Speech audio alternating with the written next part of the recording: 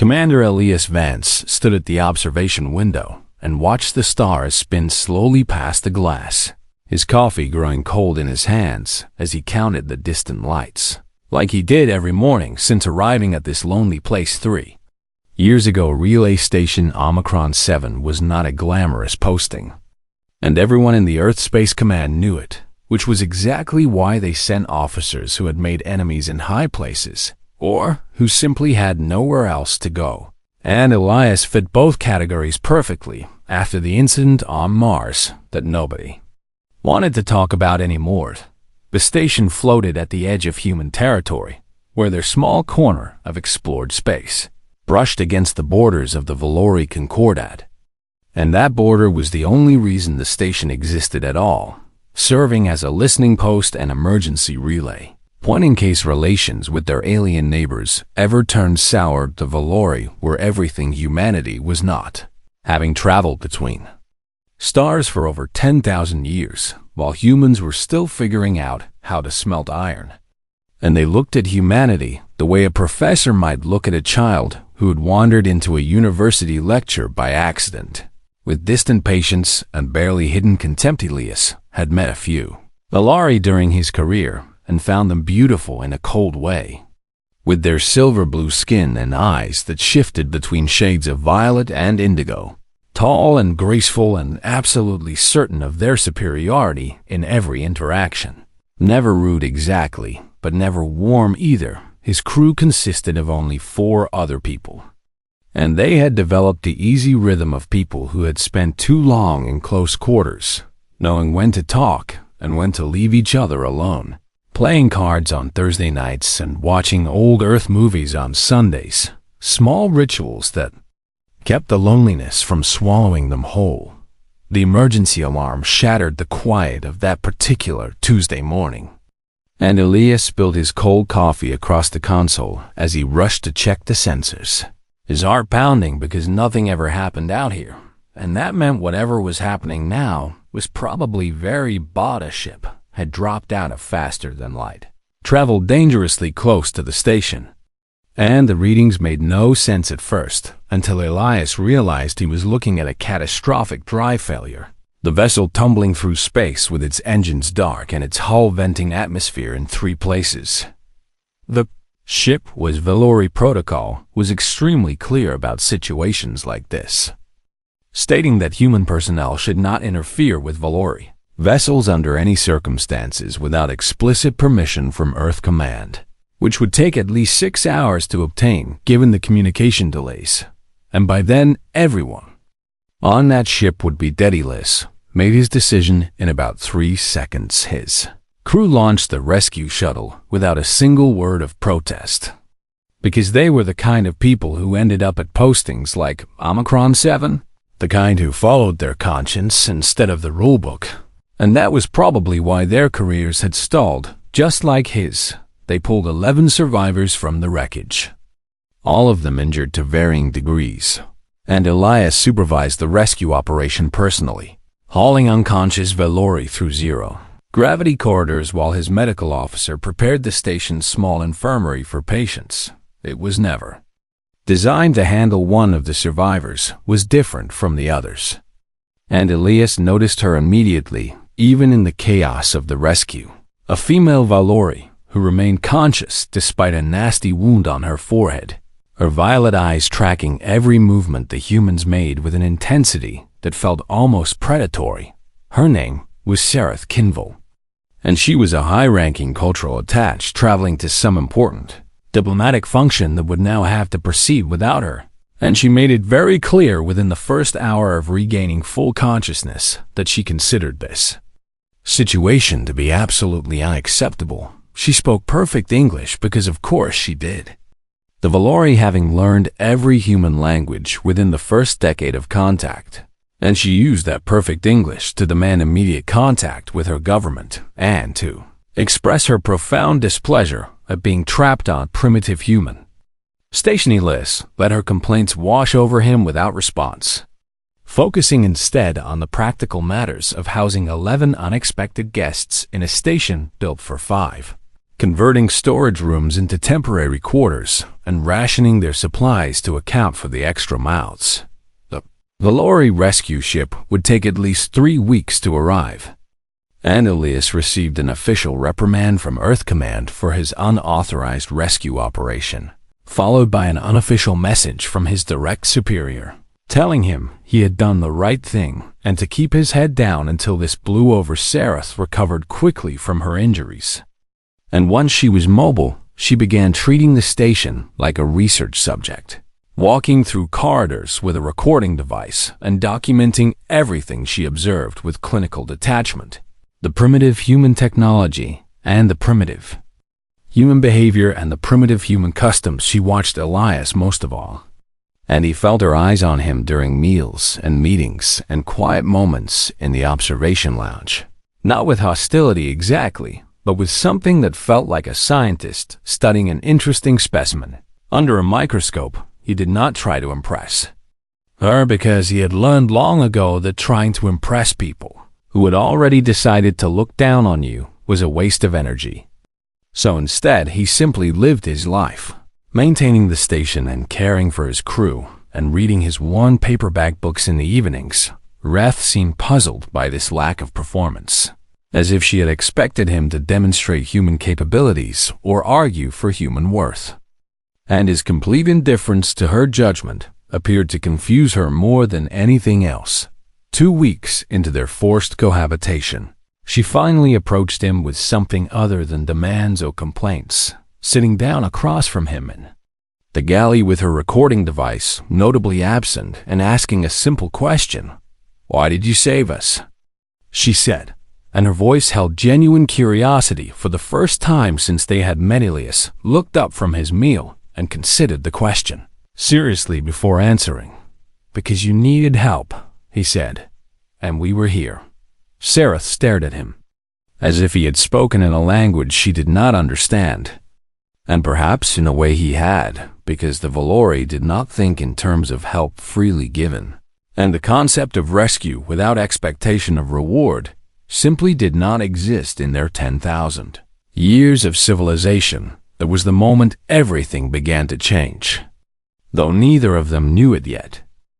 The days on Relay Station Omicron 7 passed slowly, as they always did. But now they carried a strange new tension that Elias could not quite name. A feeling of being watched and measured and evaluated by eyes that had seen civilizations rise and fall across 10,000 years. Reth had stopped treating him like a research subject after their conversation in the galley, but she had not stopped watching him, and the quality of her attention had shifted into something more personal and more confusing. As if she was trying to solve a puzzle that refused to make sense, the other Valori survivors kept to themselves in their converted quarters, polite but distant when they encountered humans in the corridors, clearly counting the days until their rescue ship arrived and they could leave this primitive outpost behind forever. But Sareth wandered the station with increasing frequency, appearing in common areas at odd hours and lingering near doorways as if hoping to observe something significant. And Elias found himself oddly aware of her presence, even when he could not see her. It was a Thursday evening when everything changed, and Elias was sitting alone in a small galley after dinner, his crew having retired early, and the Valori keeping to their quarters as usual, leaving him with the comfortable silence he had grown to treasure during his years at this lonely posting. He had spread a few sheets of colored paper across the table, squares in red and blue and gold that he had brought from Earth years ago and parceled out carefully because they could not be replaced out here at the edge of everything. And his hands moved through familiar patterns as his mind drifted peacefully folding. Paper was something his grandmother had taught him when he was very young. Sitting on her kitchen floor with newspaper and patience, learning the ancient art that had traveled from Japan across the centuries to reach a small apartment in Chicago and eventually a space station at the edge of human territory. He did not notice Sareth enter the galley until her shadow fell across the table, and he looked up to find her standing absolutely still with her violet eyes fixed on his hands. Her expression unreadable, in that way the Valori had perfected over millennia of diplomatic interactions. "What are you doing?" she asked. And her voice was soft with something that might have been wonder. Elise held up the half-finished shape in his hands. A crane taking form fold by fold from a simple square of red paper. And he smiled without really thinking about it, because this was one of the few things that still brought him uncomplicated joy. "It is called origami," he said. "An old art form from Earth where you fold paper into shapes. Animals and flowers and abstract designs. Whatever you want, really." Sarah sat down across from him without asking permission, which was unusual for a Valori, and she leaned forward to watch his hands continue their work, her eyes tracking each movement with intense focus. "You create representations of living things," she said slowly. "From processed plant fiber." "That is one way to describe it," Elias agreed, amused by her phrasing. "For what purpose?" she asked. "What function does this serve?" Elias completed the final fold and held up the finished crane. Its wings spread wide and its neck curved gracefully.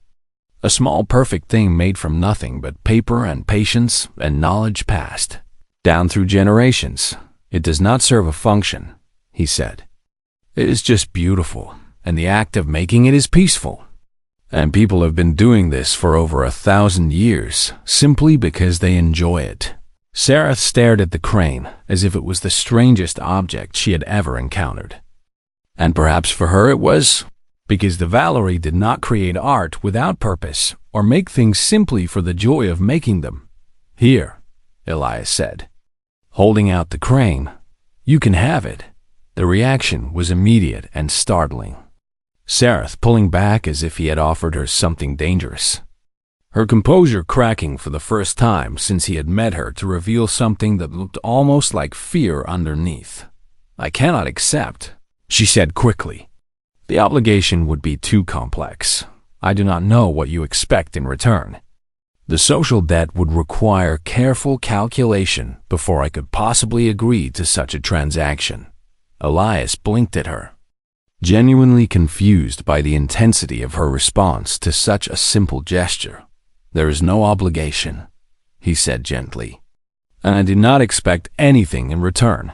It is just a paper bird that I made because folding paper relaxes me after a long day, and I am giving it to you because you seemed interested. That is all there is to it." He set the crane on the table between them and returned his attention to his remaining paper, selecting a blue square and beginning the folds for another crane. His movements calm and unhurried. Sarah did not touch the crane, but she did not leave either, and she sat in silence watching him work, her violet eyes returning again and again to the small red bird sitting on the table, like it was a bomb that might explode at any moment. "This concept does not translate," she finally said, and her voice had lost its usual confidence. "Giving without expectation of return, creating without purpose or commission. I do not have words for this in my language because my people do not do this." "Never?" Elias asked, surprised despite himself.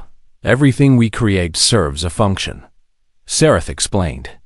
"Everything we give establishes obligation. Every gift is a transaction with clearly defined terms. This is how civilization operates.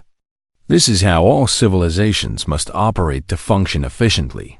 Elias finished his second crane and set it beside the first, blue next to red like two small birds, preparing to take flight from the table. "Maybe efficiency is not the most important thing," he said.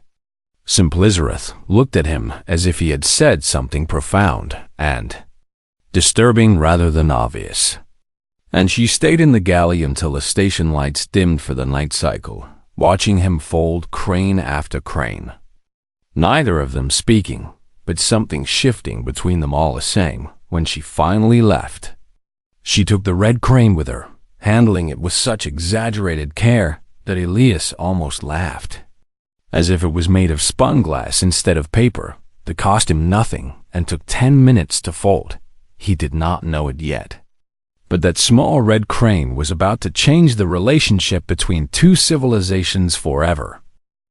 The paper crane sat on a small shelf in Sarath's temporary quarters, positioned where she could see it from any angle in the room, and she found herself looking at it constantly during the days that followed. This impossible object that refused to fit into her understanding of how intelligent beings behaved. She had not slept, while since accepting the gift, her mind churning through 10,000 years of Valori cultural knowledge, trying to find a framework that could contain what Elias had done, and finding nothing but empty space for an explanation. Shidbeti Valori were the oldest spacefaring civilization in this region of the galaxy, having risen to the stars when humans were still living in caves and painting on walls. And in all those millennia, they had developed a perfect system of social exchange that governed every interaction between individuals. Every gift created debt. Every favor required repayment. Every kindness was an investment expecting returns. And this system had served them well across countless centuries, building a stable civilization that had never known the chaos of unclear obligations or the confusion of unmeasured generosity. But Elias had given her something and wanted nothing, expected nothing, demanded nothing, and she could not process this information no matter how many times she turned it over in her mind. She began seeking him out deliberately, finding excuses to be wherever he was, asking questions that started as interrogation but slowly transformed into genuine curiosity as the days passed. "Tell me about your libraries," she said one afternoon, sitting across from him in the observation lounge, while stars wheeled past the windows. Elias looked up from his paperback book, a physical object made of processed plant fiber covered in printed symbols. Yet another thing the Valori had abandoned thousands of years ago in favor of more efficient information storage. "What do you want to know?" he asked. "You build great structures to house knowledge," Sarath said, "and you allow anyone to enter and access this knowledge without payment." "This is correct." "Yes," Elias confirmed. "Public libraries have existed on Earth for hundreds of years. Anyone can walk in and read books for free, borrow them, and take them home. Learn anything they want without paying a single credit. But the books cost money to produce," Sarath pressed. "The buildings require maintenance. The staff must be paid. Someone bears these costs. The community pays through taxes," Elias explained. "Everyone contributes a little so that everyone can benefit.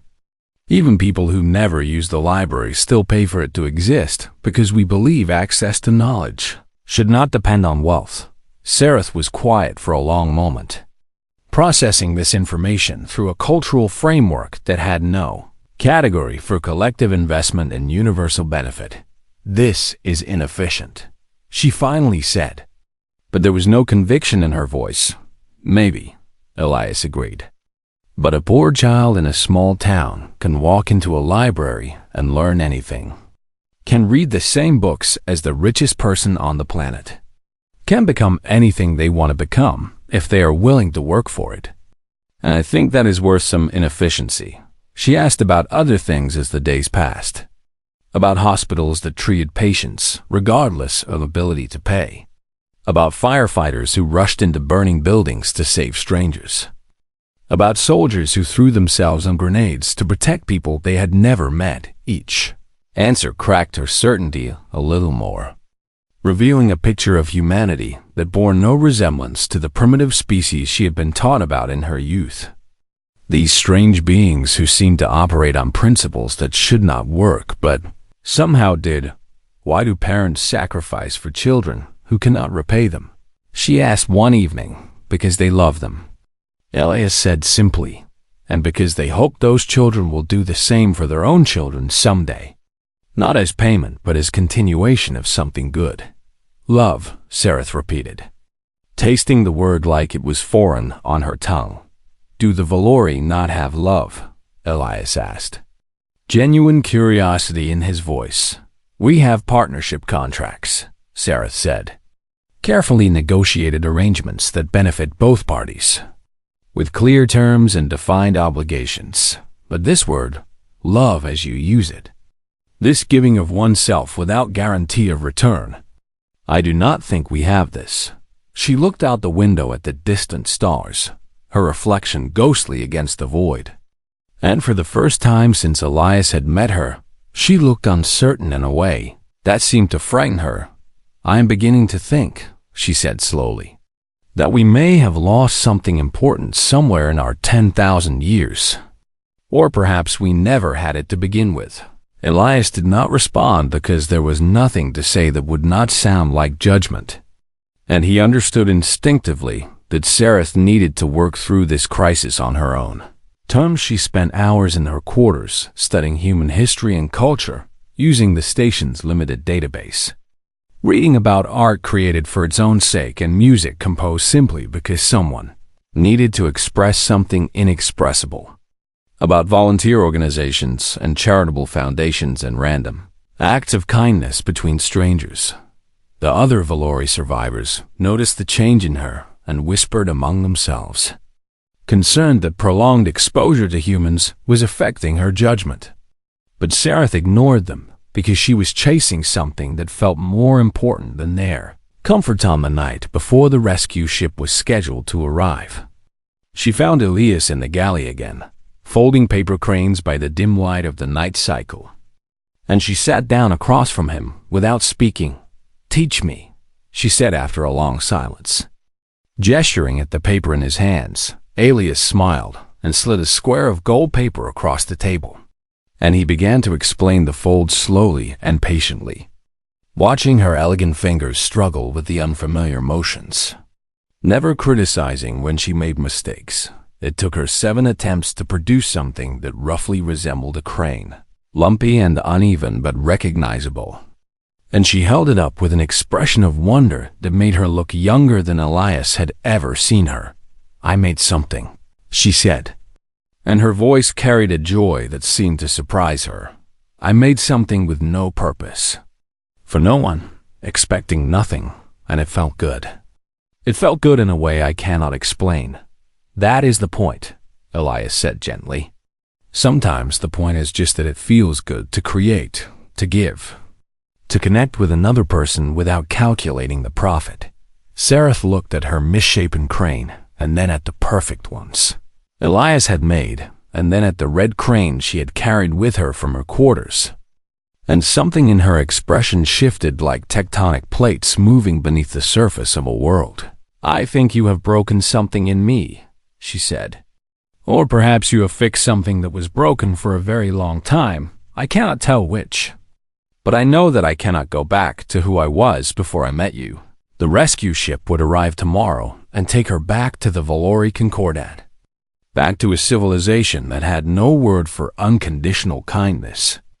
But she was no longer the same person who had crashed near the station 3 weeks ago. She was something new, something dangerous, something that carried a paper crane and an idea that could not be unlearned. The Valori rescue vessel emerged from faster than light, travel with the precision that characterized everything their civilization produced, appearing exactly where and when it had announced it would arrive. A sleek silver shape that made the human station look like a child's toy by comparison. Sareth stood at the observation window watching the ship approach, the red paper crane carefully tucked into a pocket close to her heart. And she felt something she had never experienced before in her long career as a cultural attaché, felt reluctant to leave. The other survivors gathered their few belongings with obvious relief, eager to return to proper Valori accommodations and proper Valori food and the proper Valori way of doing things. And they spoke among themselves about the indignities they had suffered during their time among the primitive Isareth, listened to their complaints, and felt like a stranger among her own people, seeing them clearly for the first time, their casual superiority and their absolute certainty that the Valori way was the only correct way to build a civilization. Captain Van Corthel of the rescue vessel was a decorated officer with centuries of service, and he greeted the survivors with the formal courtesy expected of his rank before turning his attention to Sarath with particular interest. "Attach Kinvil," he said, his violet eyes studying her face. "Your reports during your stay have been noted by the Council. They found them unusual in tone and requested that I assess your condition personally." "My condition is excellent," Sarath replied, keeping her voice carefully neutral. "The humans treated us well despite having no obligation to do so." The captain's expression flickered with something like distaste at her choice of words. Obligation being a concept with very specific meaning in Valori society. And his assessment of her condition clearly began in that moment.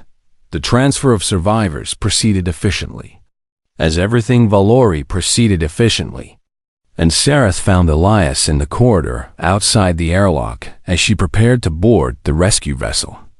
"Thank you," she said, and the words felt strange in her mouth because Valori did not thank people without simultaneously acknowledging debt.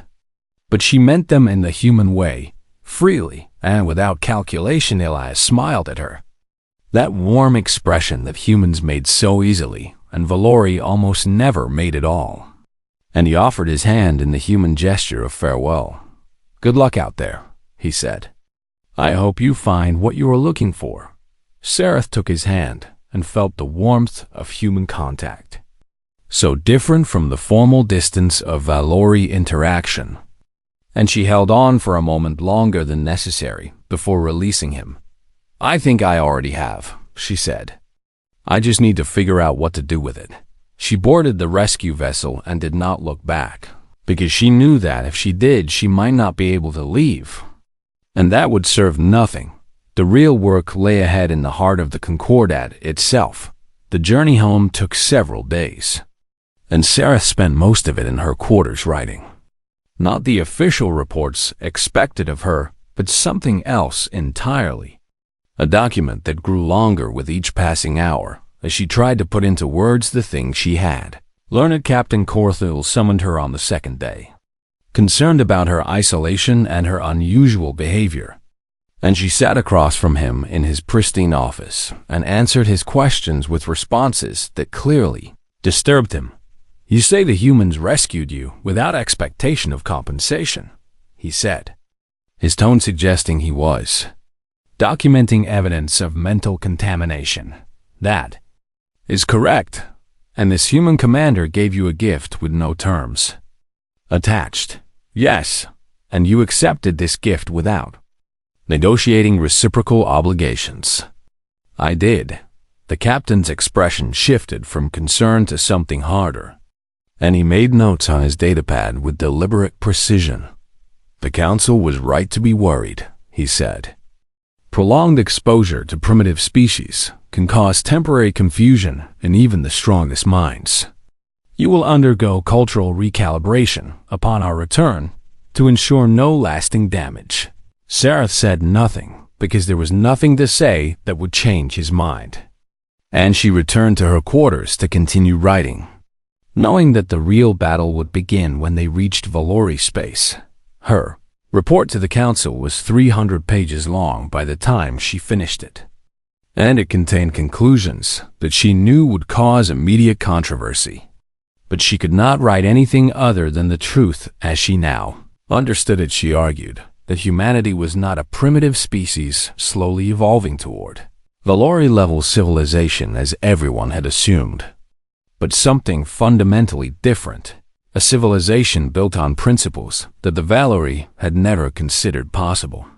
She wrote about libraries and hospitals and volunteer firefighters, about parents who sacrificed everything for children who could never repay them, about strangers who helped strangers with no expectation of reward, about art created purely for beauty and gifts given purely for joy. She concluded that humanity's apparent inefficiency was actually a strength, that their irrational kindness created bonds of trust and cooperation that no contract could ever match, that their willingness to give without guarantee of return made them capable of achievements that purely transactional societies could never accomplish. The report landed like a bomb in the highest circles of the Concordat. Some dismissed it as the ravings of a contaminated mind, but others read more carefully and found themselves unable to refute her logic.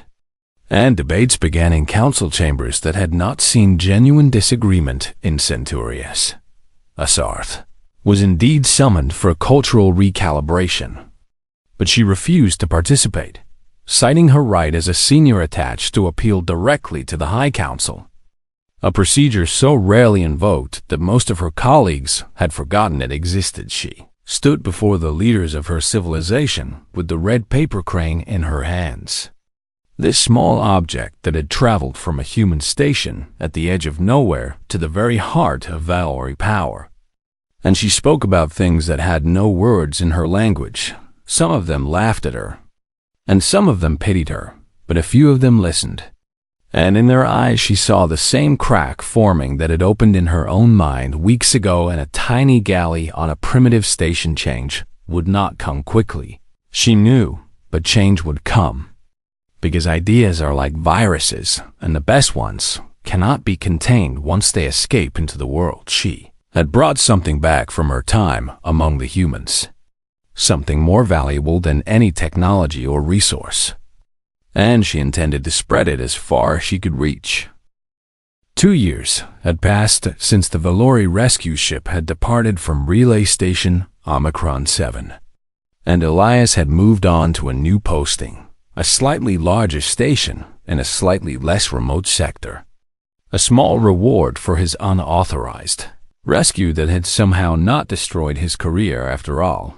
He thought about Sarah sometimes, usually late at night when the stars outside his window seemed particularly vast and lonely, wondering what had become of the alien woman who had left his station carrying a paper crane and a new way of seeing the universe. The package arrived without warning on an ordinary Tuesday morning, delivered by a supply shuttle whose captain had no idea how it had ended up in his cargo hold, only that it was addressed to Commander Elias Vance and marked with symbols that his translator could not identify. Elias opened it in his quarters with careful hands, unsure what to expect, and what he found inside made him sit down heavily on his bunk, because his legs had suddenly forgotten how to support him. It was a crane, but not made of paper, crafted instead from crystallized Valori starlight, a material so rare and precious that it was typically reserved for monuments honoring the greatest leaders in their 10,000-year history. And it caught the light from his window and scattered rainbows across his walls. The crane was perfect in every detail, capturing the exact form of the paper birds he had taught himself to fold so many years ago, but rendered in a substance that would last for millennia. A permanent record of a moment that had changed everything. A handwritten note accompanied the sculpture, and Elias recognized the careful lettering of someone who had learned to write in an alphabet not her own.